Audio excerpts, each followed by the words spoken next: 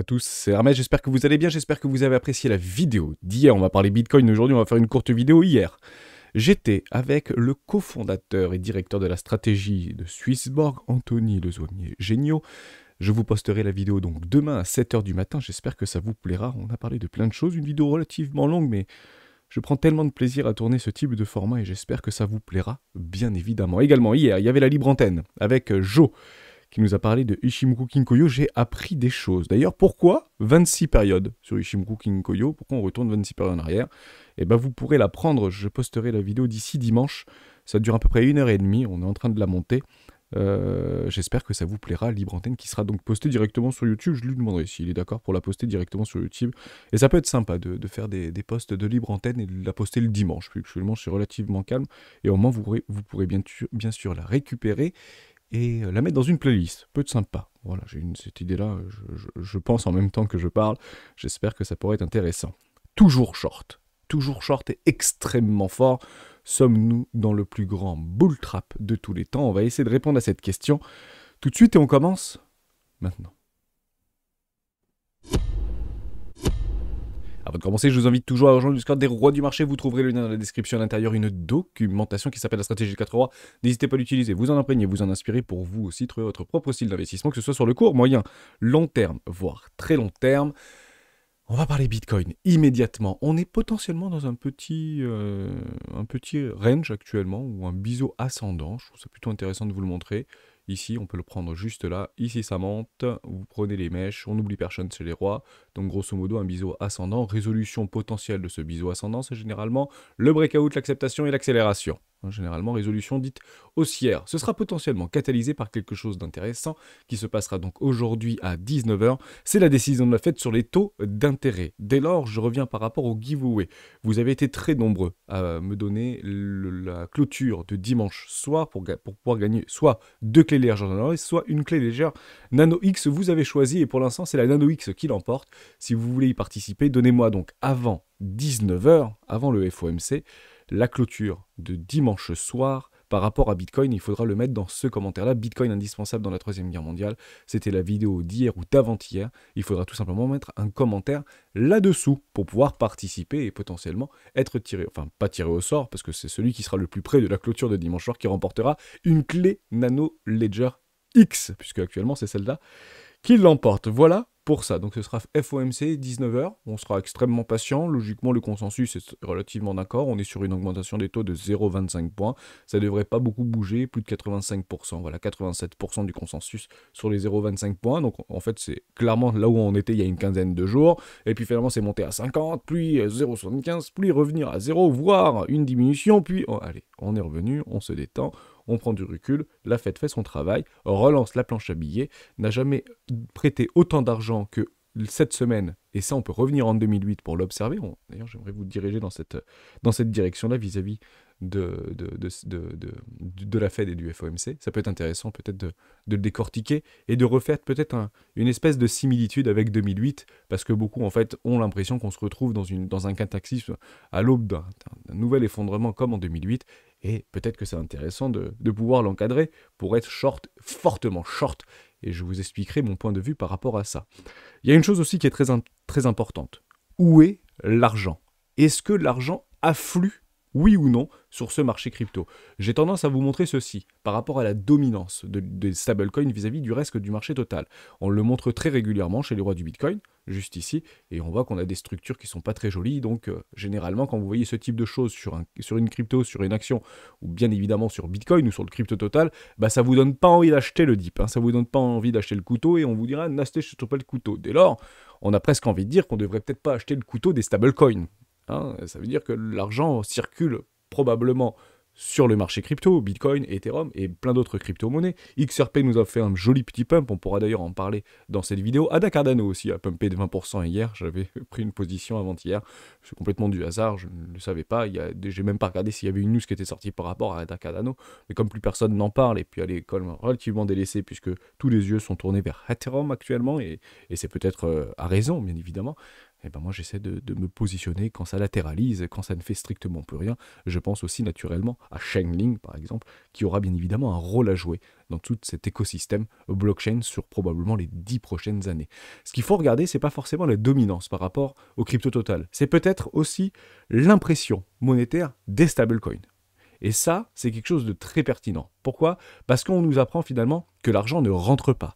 Quand je dis l'argent ne rentre pas, c'est l'argent frais ne rentre pas. Pourquoi? Parce qu'il n'a pas d'impression de stablecoin. Si vous voulez en fait faire rentrer de l'argent, c'est extrêmement simple. Vous allez mettre votre carte bancaire ou vous allez faire un virement bancaire sur votre échangeur préféré, Bybit, Binance, Swissborg, je ne sais pas trop quoi. Et en fait, vous allez probablement acheter de l'USDC, vous pouvez acheter de l'USDT, vous pouvez peut-être acheter du BUSD si vous êtes sur Binance et vous y croyez encore, bien évidemment, et que vous n'êtes pas aux États-Unis, tout simplement. Et ça fera tout simplement augmenter la capitalisation de ces stablecoins. Or, ce n'est pas quelque chose qu'on observe actuellement. Dès lors, la conclusion est relativement simple. L'argent ne rentre pas sur ce marché. Il sort, même on pourrait presque dire qu'il est en train de sortir, et il y a eu un joli petit cataclysme juste là par rapport à Silvergate, Silicon Valley Bank, etc. Il sort pas forcément des banques, il sort pas forcément des échangeurs, il peut aussi sortir pour aller dans les crypto-monnaies. Et ça, c'est quelque chose qui est corrélé par rapport à la market cap totale, vis-à-vis du crypto total, par rapport à la capitalisation totale des stablecoins. Ce qu'on veut voir, c'est potentiellement une latéralisation au niveau du cours du Bitcoin, ou une consolidation, voire un retour dans un range, et revoir en fait de l'impression au niveau de ces stablecoins. Je ne parle pas de la capitalisation, je parle vraiment de la demande de stablecoin de façon massive. Actuellement, si on prend USDT, DAI, USDC, BUSD, on a à peu près une capitalisation globale de 126 milliards de dollars. 126 milliards de dollars, c'est quand même pas rien, pour le coup. Il faudrait peut-être en voir un tout petit peu plus, tout simplement, et éventuellement de voir un nouveau trend haussier par rapport à cette impression. Le pic ultime, entre guillemets, des stablecoins, c'était 160 milliards de dollars, et nous étions grosso modo en janvier-février 2022. C'était où janvier-février 2022? Je vous le donne en mille, c'était juste ici, on va remonter juste là. On était en fait sur le dip, voilà, on était là-dedans, tout simplement. Donc on pouvait acheter le dip, beaucoup en fait d'argent est arrivé et continuait à affluer pour acheter le dip, pour acheter les dips, pour acheter les dips, et les vendeurs en gagnaient. Bien sûr, aidés et catalysés par des news extrêmement puissantes et extrêmement négatives, Celsius, Terra Luna, et puis bien sûr plus tard, FTX. Ça, je pense que c'était extrêmement important de le souligner. En parlant de changeurs, toujours dans ce giveaway pour pouvoir vous redistribuer les frais d'affiliation. Ici, je double le bonus de récompense par rapport à Bybit, donc lien dans la description. Et je vous ai fait, en fait, et je vous ai mis à disposition un petit Google Form pour pouvoir me donner votre UID Bybit et une adresse TRC20. Pourquoi TRC20 sur l'USDT? Parce que ça coûte quasiment rien en réalité. Je crois que c'est 1 $ actuellement de vous envoyer des frais. D'ailleurs, je demanderai de... Je crois que c'est incompressible, me semble-t-il. Enfin, si vous passez en ERC20, USDT ERC20, je crois que c'est 3 ou 4 $ de frais pour envoyer 10 € ou 20 €, c'est peut-être pas la bonne solution. Donc je vous ai mis ça, mais TRC20, ça ne me dérange pas et je prends bien sûr les frais à ma charge. Et bien évidemment, pensez à vous inscrire à l'événement si ce n'a pas été fait jusqu'au 31 mars. Et je tiens, quel que soit le nombre d'inscrits, je tiendrai jusqu'à la fin du mois, tout simplement. Et vous êtes déjà nombreux, donc merci pour ça. Ça permet de faire grossir la communauté sur Bybit et ça nous permet d'échanger, bien évidemment, sur cet échangeur et ça permet de travailler avec la communauté là-dessus. C'est assez similaire de Binance, c'est assez similaire de Bitget et c'est assez similaire de tout ça. Et par rapport au drama qu'il y a eu sur les échangeurs, ils sont toujours là et ils se sont d'ailleurs même renforcés. On peut le voir par rapport au volume qui ont été générés sur cet échangeur-là et je suis plutôt content de l'observer, en tout cas rassuré de l'observer, c'est peut-être le meilleur mot. Je vous ai parlé du SDT, je vous ai parlé des stablecoins, vous avez compris un petit peu ma vision par rapport à ça. Comme on a travaillé sur Ishimoku Kinkoyo hier avec Joe, et il a fait une super libre antenne, et je le remercie encore une fois pour ça, et je vous invite bien évidemment à le faire de votre côté si vous voulez parler de quelque chose, que ce soit de la recherche fondamentale, que ce soit de la technique, que ce soit votre indicateur préféré.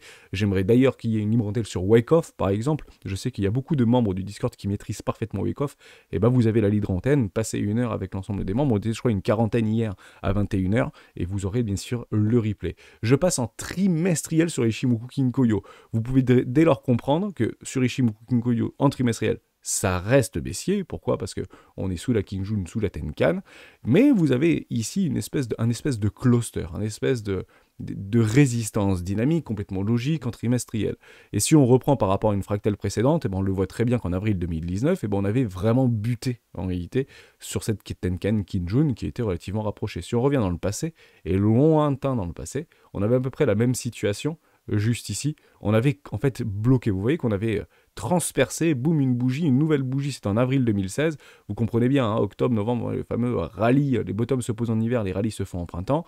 Et on avait buté, on avait fait un magnifique hammer d'ailleurs ici, c'était plutôt joli à observer. Mais on avait vraiment bloqué, buté sur cette Kinjun juste ici pour après lancer le bull market. Dès lors, on se pose la question, celles et ceux qui utilisent les Ishimonku Kinkoyo, qui est un outil extrêmement puissant, un indicateur technique extrêmement puissant et utilisé par beaucoup de personnes. Je passe juste en mensuel et je vous dis à quel moment Hermès passera au bull et pourrait éventuellement reparler d'un nouveau bull market. C'est assez intéressant à observer, ce sera en fait tout simplement ici. Hein, si on vient à s'affranchir et à clôturer en mensuel, à accepter au-dessus des 42 000 $, je pense qu'on pourrait retrouver notre bull market puisque c'est exactement ce qui s'était passé précédemment dans les cycles précédents de Bitcoin. Il n'y en a pas eu tant que ça, il n'y en a eu que 4. Mais ici, vous voyez que ça avait bien buté en réalité. On avait fait une mèche, mais on n'avait pas clôturé au-dessus de Kinjun. On avait été rejeté, on revient ici, ça rebute, on a été jeté, hop, et on passe au-dessus là. Vous voyez, boum, clôture au-dessus, acceptation, accélération autour du bull market. Et vous avez à peu près la même chose, on avait déjà fait cet exercice-là, mais à quel point sur des grandes time frames en tant qu'investisseur, c'est toujours intéressant. Ici, on vient chercher, on bute dessus, on clôture au-dessus, bull market. On repart dans le passé, enfin vous avez compris un peu l'histoire, hein, tout simplement. C'est assez sympa. Ici, on bute dessus, on est vraiment quasiment allé buter dessus, hein, ici en mensuel, à quelques cheveux près. D'ailleurs, on se fait rejeter assez violemment. Et d'ailleurs, on clôture au-dessus, acceptation, accélération. Et c'est pas une petite accélération parce qu'on est passé de 10 $ à 1000 $. Croyez-moi qu'il fallait avoir les reins bien accrochés à ce moment-là. C'était plutôt très joli à observer. Je ne connaissais pas Bitcoin, pour être tout à fait honnête avec vous, lorsque ceci s'est passé, bien qu'on aurait pu éventuellement s'y intéresser ou voir une toute petite news passer. Tout simplement, donc Ishimonku Kinkoyo a été d'abord utilisé et inventé par des investisseurs, ou en tout cas un investisseur, et après on l'a bien évidemment interprété et on l'a customisé pour le faire sur des toutes petites timeframes. On peut même passer en 5 minutes ou en 1 minute sur Ishimonku Kinkoyo. Ça fonctionne bien évidemment également. Voilà, pas plus de choses à dire par rapport à tout ça. On fait un tout petit peu d'order flow. Je ne vois strictement rien et strictement rien de plus. Les top traders continuent à protéger leur position et à prendre quelques petits TP ici. Les open interest continuent à être croissants, voire une forme de latéralisation. Le funding est relativement neutre, un petit peu positif sur Binance, un petit peu négatif sur les autres échangeurs. On attendra bien évidemment un catalyseur. Le catalyseur sera très probablement le FOMC pour potentiellement nous donner une direction. Comment se passe au niveau de nos indices préférés? Les indices préférés reviennent s'échouer au niveau de notre premier arrêt de tout le précédent mouvement. Donc on travaille ce premier arrêt. La question à savoir, c'est est-ce qu'on vient déloger tous les vendeurs à découvert qui se sont positionnés ici? Bien évidemment, ici avec des structures, voire sur le breakout, avec des stops complètement logiques au-dessus de la précédente structure, donc on viendrait potentiellement les déloger, ou est-ce que ce sont les bears qui vont gagner, parce que ça va peut-être pas se passer comme on voudrait par rapport à tout ce qu'il peut avoir comme news, et on fera bien évidemment que le constater, c'est retour sur l'oblique, voire cassure de l'oblique, cassure des précédents lots, et on retourne bien évidemment cette dynamique tendancielle de fond et ces flux acheteurs. Ok, tout simplement. La probabilité voudrait que nous sommes dans la tendance, et la tendance reste haussière, on fait des creux toujours plus hauts que les précédents et des hauts toujours plus hauts que les précédents. Dès lors, ce qu'il faudrait éventuellement encadrer, c'est on achète des creux, on achète des obliques, c'était plutôt une bonne... On a d'ailleurs eu des jolies petites bougies ici, je suis en délire, je vous en avais parlé de cet abandonné bullish pattern baby là.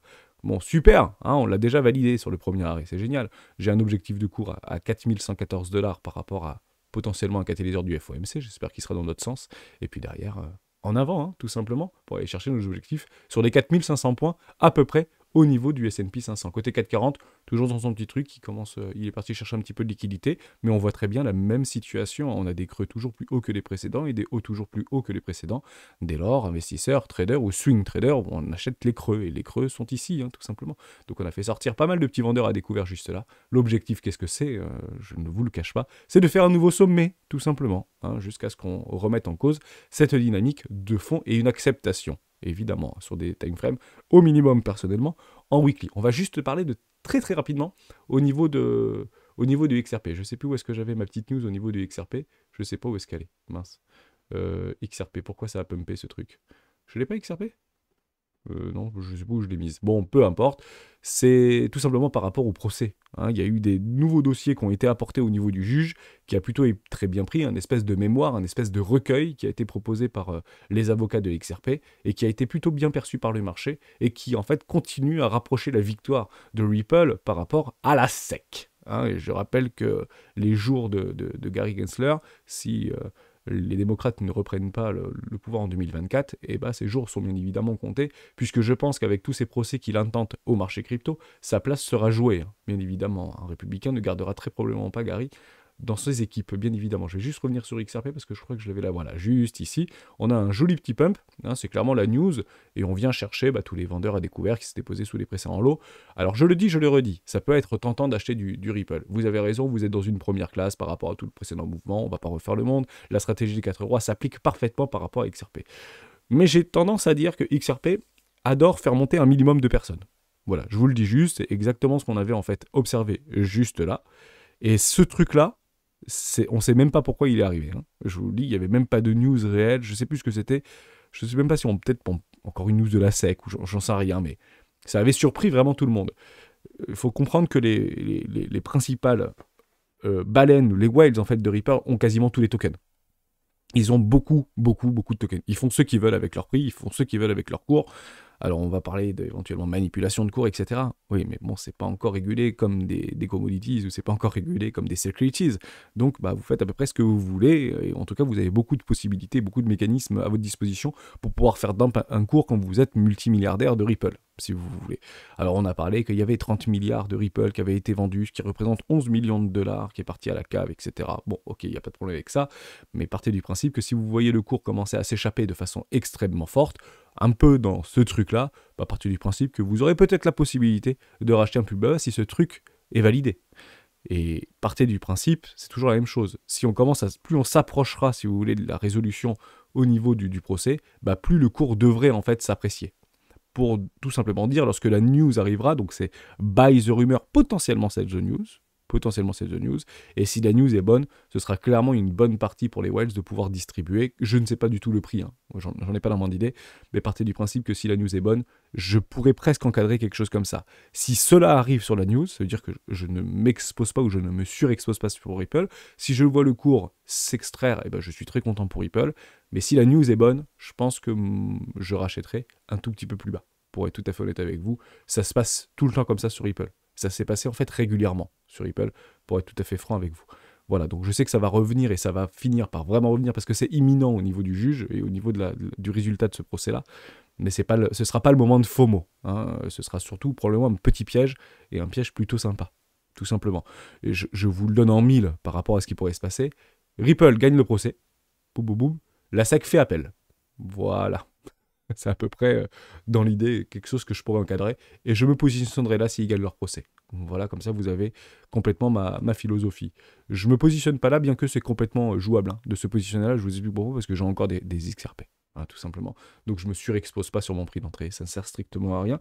Mais je pourrais rajouter parce que il a quand même été malmené. Et ça tient les lots. Hein. Franchement, c'est propre. Hein. Qu'on aime ou qu'on n'aime pas Ripple, qu'on aime sa philosophie ou qu'on ne l'aime pas, j'aimerais voir beaucoup de mes cryptos actifs actuellement en portefeuille qui ressemblent à ça, pour être tout à fait franc avec vous. Et Chainlink, par exemple, ressemble à ça. Et il n'y en a pas tant que ça qui ressemble actuellement à ça, tout simplement. On continue avec des choses qui sont très intéressantes. Ah voilà, c'était explosion du cours du Ripple à cause des nouvelles objectifs du cours. Bon, ok. Je viens de vous l'expliquer tout simplement. La Fed aura bientôt tiré ses dernières cartouches. Ok. C'était quand ça ?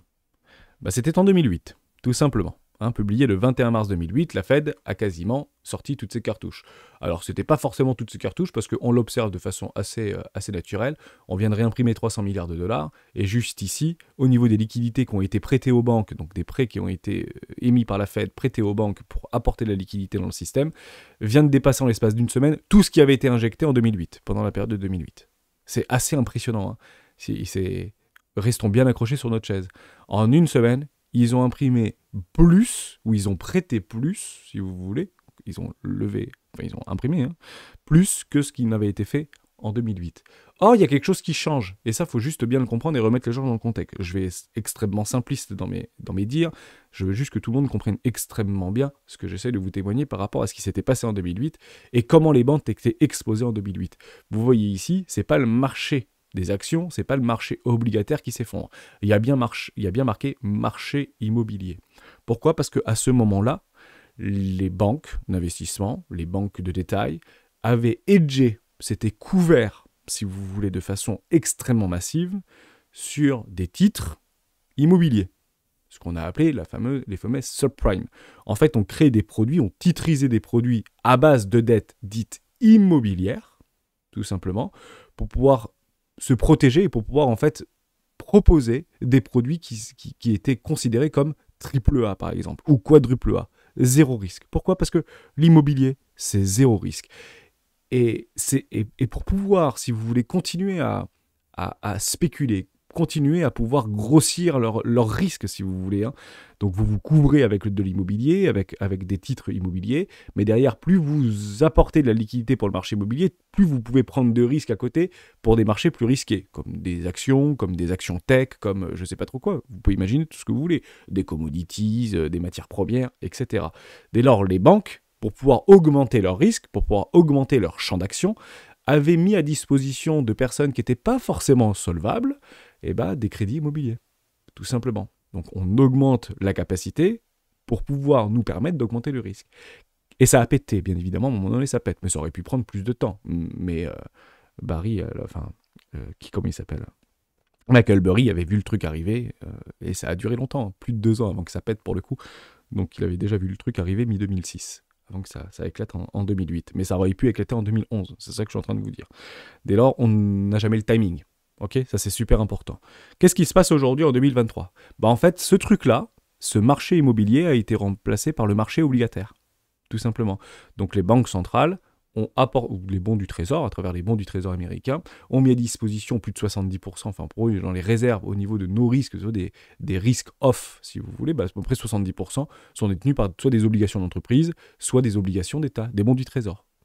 Et quand vous augmentez les taux au niveau de vos bons du Trésor, vous coupez la liquidité. Si vous revendez vos bons du Trésor à des taux à 1% annualisés, alors qu'actuellement ils sont à 4, 3 ou 5% annualisés, plus personne ne veut de vos bons et en fait vous avez une décote assez sévère par rapport au marché, à l'offre secondaire, pour absorber cette liquidité. Donc vous avez 2 solutions. Soit vous attendez que votre obligation arrive à terme, tout simplement, dans 6 mois, dans 8 mois, dans 9 mois. Donc plus votre obligation arrive tôt, plus elle est liquide, entre guillemets, plus vous pouvez récupérer rapidement de la liquidité, plus elle est longue. Hein, c'est pour ça qu'on a ces indicateurs de bons à 20 ans, bons à 30 ans. En fait, c'est relativement rare de prendre des risques off, entre guillemets, sur des bons à 30 ans, ou des bons à 15 ans, ou des bons à 10 ans, ou à 20 ans, puisqu'en fait, on ne sait pas ce qui peut se passer par rapport à la volatilité, bien que logiquement ce ne soit pas trop volatile, on a l'impression que c'est plus volatile que les cryptos aujourd'hui, le bon du Trésor. Donc, c'est toujours très intéressant de l'observer et de pouvoir éventuellement le constater, évidemment.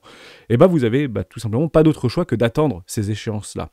Si vous prenez Silvergate Bank, me semble, Circle, par exemple, avec ses bons du Trésor pour pouvoir, si vous voulez, vous proposer de l'USDC ou nous proposer de l'USDC, la moyenne de ces bons du Trésor était à 6 mois, 6 à 7 mois en moyenne.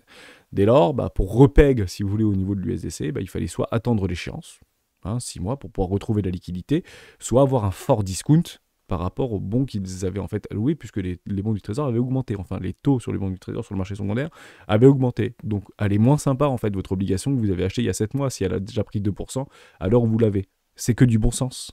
Hein. Ça reviendrait exactement au même de dire, vous voulez acheter mon Bitcoin à 35 000 $ ou vous préférez acheter le Bitcoin à 28 000 $.